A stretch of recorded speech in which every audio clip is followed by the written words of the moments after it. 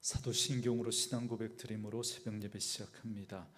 전능하사 천지를 만드신 하나님 아버지를 내가 믿사오며 그 외아들 우리 주 예수 그리스도를 믿사오니 이는 성령으로 잉태하사 동정녀 마리아에게 나시고 본두 빌라도에게 고난을 받으사 십자가에 못 박혀 죽으시고 장사한 지 사흘 만에 죽은 자 가운데서 다시 살아나시며 하늘에 오르사 전능하신 하나님 우편에 앉아 계시다가 저리로서 산자와 죽은 자를 심판하러 오시리라.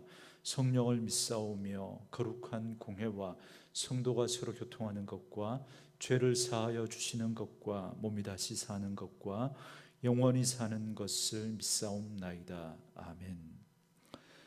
이 아침에 우리에게 주시는 하나님의 말씀은 히브리서 5장 11절에서 6장 8절 말씀까지입니다. 히브리서 5장 11절에서 6장 8절 말씀까지.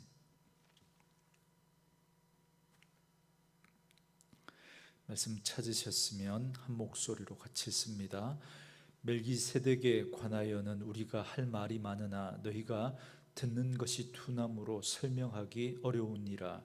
때가 오래되었으므로 너희가 마땅히 선생이 되었을 터인데 너희가 다시 하나님의 말씀의 초보에 대하여 누구에게 가르침을 받아야 할 처지이니 단단한 음식은 못 먹고 젖이나 먹어야 할 자가 되었도다. 이는 젖을 먹는 자마다 어린아이니 의의 말씀을 경험하지 못한 자요 단단한 음식은 장성한 자의 것이니 그들은 지각을 사용함으로 연단을 받아 선악을 분별하는 자들이니라. 그러므로 우리가 그리스도의 도의 초보를 버리고 죽은 행실을 회개함과 하나님께 대한 신앙과 세례들과 안수와 죽은 자의 부활과 영원한 심판에 관한 교훈의 터를 다시 닦지 말고 완전한 대로 나아갈지니라. 하나님께서 허락하시면 우리가 이것을 하리라.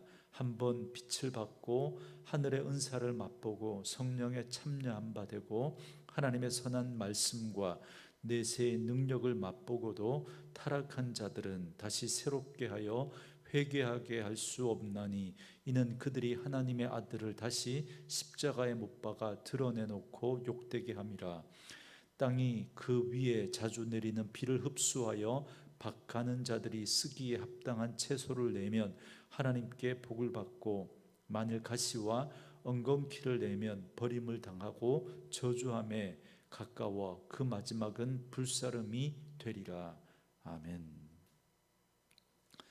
오늘은 함께 읽으신 히브리서 5장 11절에서 6장 8절 말씀을 중심으로 완전한 대로 나아가라 라는 제목의 말씀으로 잠시 은혜를 나누겠습니다. 어제 말씀을 통해서 우리는 예수님이 멜기세덱의 반차를 따라 대제사장이 되어서 우리의 연약함을 동정하시고 우리와 하나님과의 관계를 화목하게 하시고 구원의 길을 열어주셨다라는 사실을 살펴봤습니다. 그런데 오늘 본문 5장 11절 말씀해 보시면 멜기세덱과 관련해서 더 많은 이야기를 하고 싶지만 듣는 사람들이 둔하여 설명하기가 어렵다라고 말합니다. 여러분 창세기 14장에 보면 롯이 소돔성에 들어가 사는데 전쟁이 일어나게 됩니다.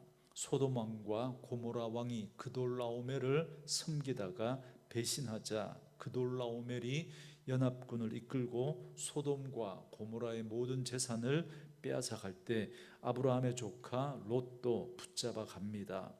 이 소식을 들은 아브라함이 자기 집에 있는 군사 318명을 이끌고 롯을 구출해 옵니다. 그때 살레망 멜기세덱이 아브라함을 영접합니다.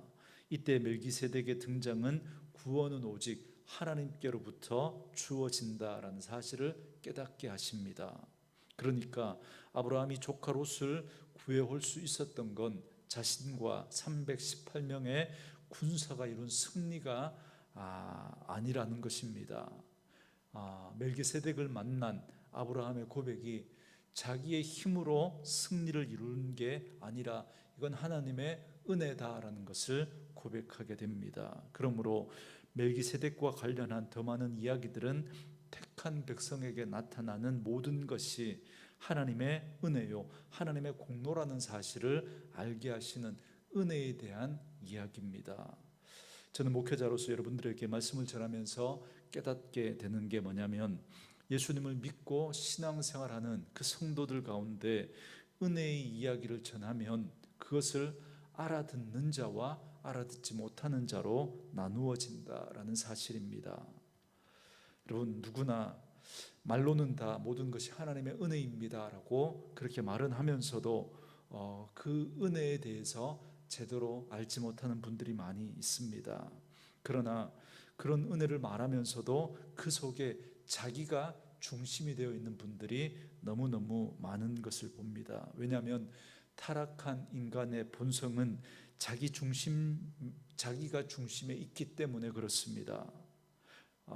여러분, 제가 누누이 거듭 말씀을 드리지만 죄의 본성, 죄의 가장 큰 특징은 지독한 자기 중심주의입니다. 그래서 하나님께 부름을 받았지만 자기를 부인하지 않고 여전히 자기가 중심이 되어서 살아가는 그런 믿음의 성도가 많이 있기 때문에 그렇습니다.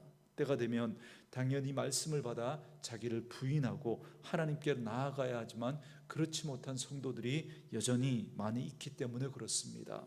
이런 분들은 마치 젖먹이 어린아이처럼 말씀을 받아들이지 못한 채로 살아갑니다. 그래서 하나님 앞에서 선악을 구분하지 못합니다. 왜냐하면 자기가 중심에 있기 때문에, 자기가 중심이 되어서 자기가 옳다고 생각하면 그건 선입니다.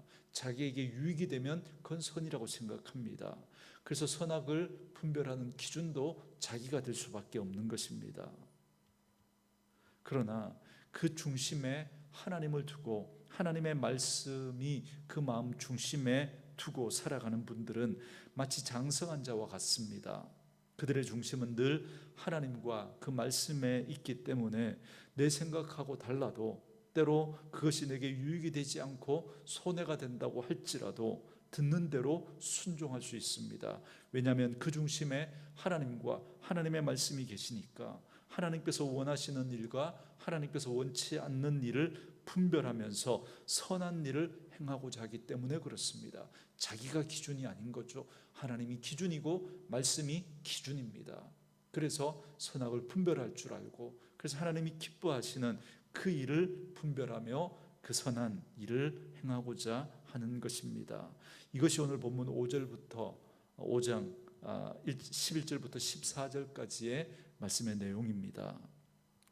이처럼 은혜를 입은 성도들 안에도 어린 자와 장성한 자로 나눠지게 되는데, 그런데 그 기준은 무엇을 중심으로 사느냐, 여기에 달려 있습니다. 여러분의 믿음의 삶은 내 중심입니까? 아니면 하나님이 중심이십니까?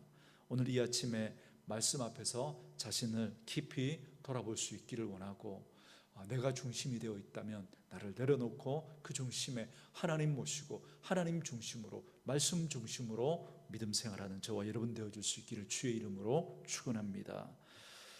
여러분, 저와 여러분들은 말씀을 받아들이는 데 있어서 장성한 대로 나아가야 합니다. 그러기 위해서는 진정한 복음의 본질을 붙들어야 합니다.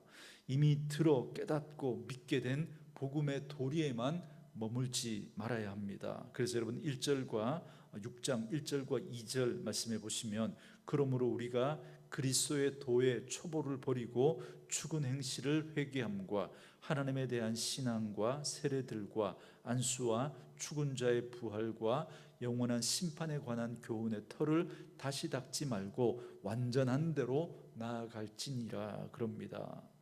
여러분, 우리가 처음 복음을 듣고 예수님을 믿게 되었을 때 그때 받은 회개와 신앙, 세례와 안수, 그리고 부활과 심판 등에 관한 이런 교훈들은 우리가 굳게 붙들어야 할 기본적인 도리입니다. 그런데 이런 기본적인 일들에 대해 의심하고, 그래서 구원의 확신에 서지 못하고 흔들리고 다시 과거로 돌아가서는 안 됩니다. 그 모든 기본적인 터전 위에 이제 그리스도 예수를 향한 온전한 신앙으로 나아가야 합니다. 그런데 자꾸 구원의 문제에 대해서 확신하지 못하고 거기에 대해서 또 흔들리고 또 회개와 또 하나님에 대한 신앙과 세례와 안수와 죽음과 부활과 같은 이런 기본적인 교리만 계속 반복한다면 여러분 우리가 장성한 대로 나아갈 수가 없는 것이죠. 그래서 이제 그리스도 예수를 향한 온전한 신앙으로 나아가야 할 것을 말씀합니다. 이것이 바로 장성한 자의 신앙입니다. 하나님께서 그것을 원하시고 그렇게 우리 성도 한 사람 한 사람이 세워져 가기를 원하십니다. 그러므로 장성한 자의 신앙은 오직 예수 그리스도의 은혜만 생각하고 그분의 말씀에 순종하기를 소원하면서 그렇게 살아가는 그런 그리스도인들의 모습을 말합니다. 그런데 여러분 은혜에 대해서 우리가 너무 가볍게 생각하지 마셔야 합니다.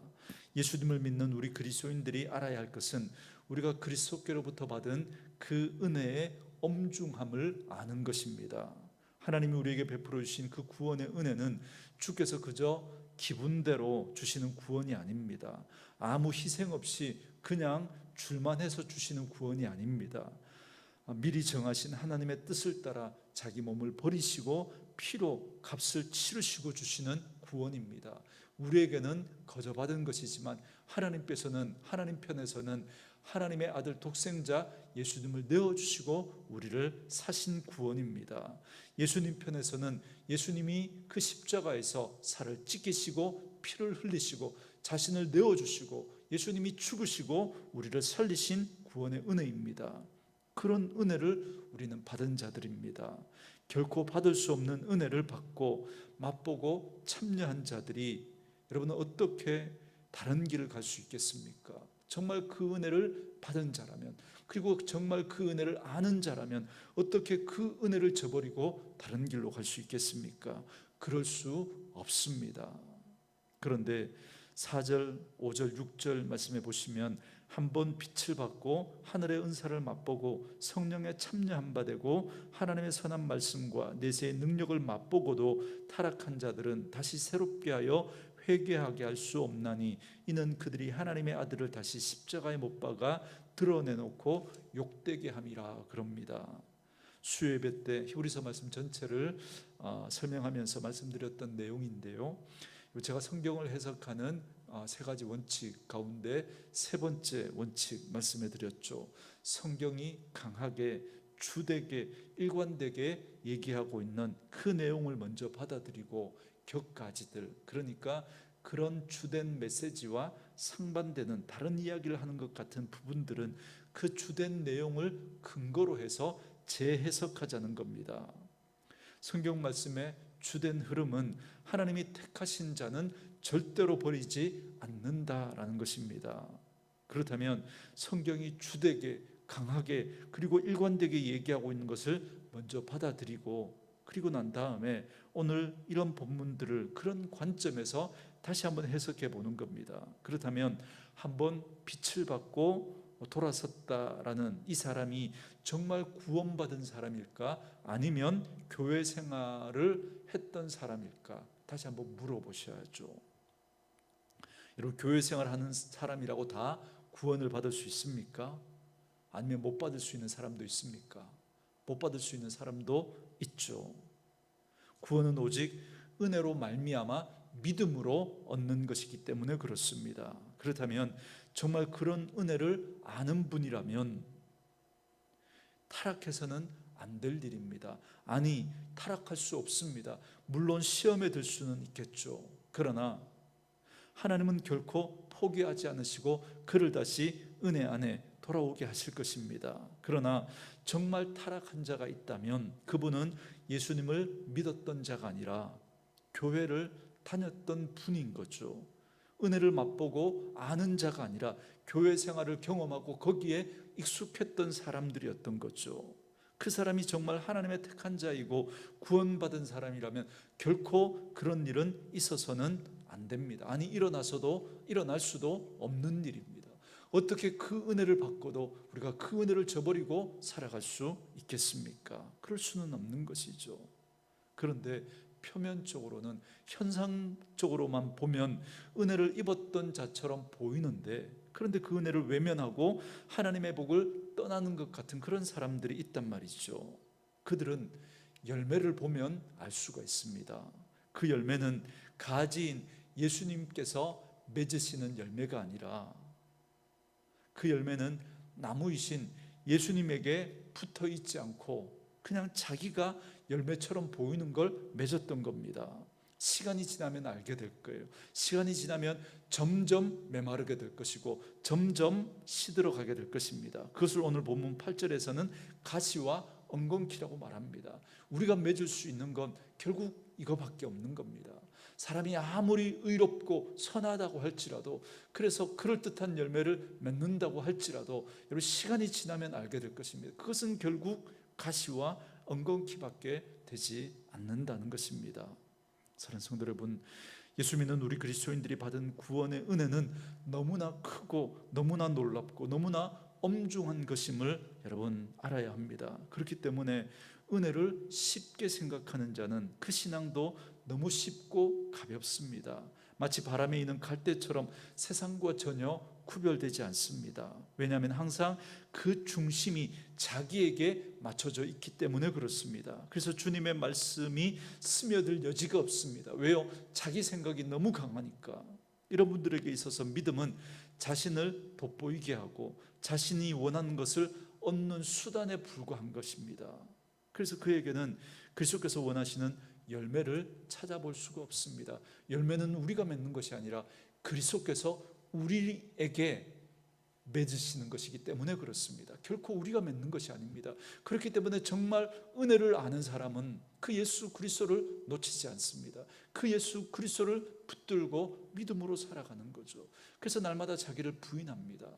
나는 할 수 없음을 고백하고, 그렇기 때문에 더 하나님의 은혜를 붙들 수밖에 없는 것입니다. 그러나 그리스도께서 주신 그 은혜의 엄중함을 모르는 그 성도는 은혜를 가볍게 여깁니다. 그래서 값싼 은혜라고 말하죠.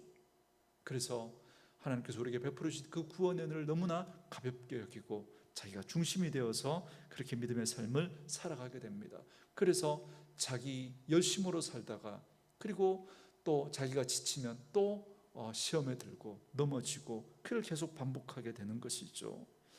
저는 저와 여러분들이 정말 하나님의 은혜를 아는 분들로 믿음의 삶을 살아갈 수 있기를 원합니다. 그 은혜가 얼마나 크고 놀라운지, 그 은혜가 얼마나 엄중한 것인지를 여러분 꼭 깨달을 수 있기를 원합니다. 그래서 항상 그 은혜의 말씀을 곁에 두고 과연 그 말씀이 그러한가 묵상할 수 있기를 바랍니다. 그리고 주의 말씀이라면 무엇이든지 순종하기를 원하는 그런 저와 여러분 되어줄 수 있기를 원합니다. 내 생각은 여러분 기준이 될 수 없습니다. 하나님의 말씀이 기준이 되기 때문에 그렇습니다. 그래서 지혜가 부족해서 깨닫지 못하면 하나님 앞에 지혜를 구하시고, 그 말씀을 깨달을 수 있는 지혜를 달라고 구하시고, 깨닫지 못하더라도 그 말씀이면 하나님의 말씀이 맞다는 걸 인정하고 우선은 순종할 수 있는 그런 믿음을 달라고 기도하십시오. 그리고 순종하기 어려운 그런 말씀이 다가올 때도 성령께서 엎드리고 또 지혜를 구하고 믿음을 구하면서 날마다 그 말씀에 순종함으로, 그래서 그러한 자가 맺는 그런 열매들을, 믿음의 선한 열매들을 맺어가는 그런 믿음의 삶이 되어줄 수 있기를 원합니다. 저는 말씀으로 이 하루 시작한 저와 여러분에게 이 은혜가 있기를 원합니다. 은혜를 모르는 분들이 아니라 참으로 은혜를 아는 분들로, 그래서 그 은혜의 엄중함을 알고 나를 부인하고 정말 그 은혜를 다시 한번 붙들고 중심에 하나님 모시고 하나님 말씀을 그 중심에 두고 살아가는 저와 여러분 되어줄 수 있기를 주의 이름으로 축원합니다. 주신 말씀 묵상하시면서 이 찬양 함께 들으시며 기도하는 시간 갖겠습니다.